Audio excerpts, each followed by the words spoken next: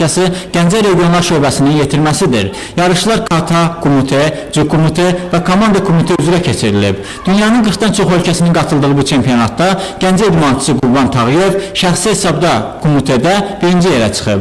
Respublikada ilk dəfə olaraq kişilər arasında kata üzrə Xəyal Musayev bürünc medala sahib olub. Əsas rəqiblərim Venezuela, sonra Meksika idmançısı idi ki, özü neçə qat dünya çempionuydu. Onun 30-dan çox da yaşı var idi. Və Allaha çox şükürlər olsun ki, yarışda var gücümüzlə iştirak elədik. Düzdür, bu idmandır, olur çempionatlarda idmancı görürsünüz ki, hakimlərin bəzi haqsızlıqları ilə, ədalətsizlikləri ilə rastlaşırıq. Necə ki, mən bu səfər rastlaşdım. Özümü çempion kimi hiss edirəm. Qızlar arasında da idmançılarımız yüksək nəticə əldə ediblər. 14-15 yaş qrupunda Könül Rızayeva katada bürünc medal qazanıb. Çox çətin yarış idi. Mən həyəcan keçirdim ilk dəfə.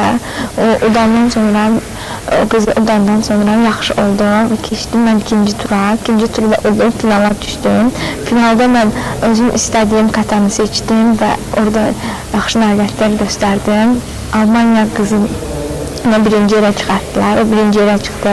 Belarus qız ikinci yerə və Azərbaycanı da mən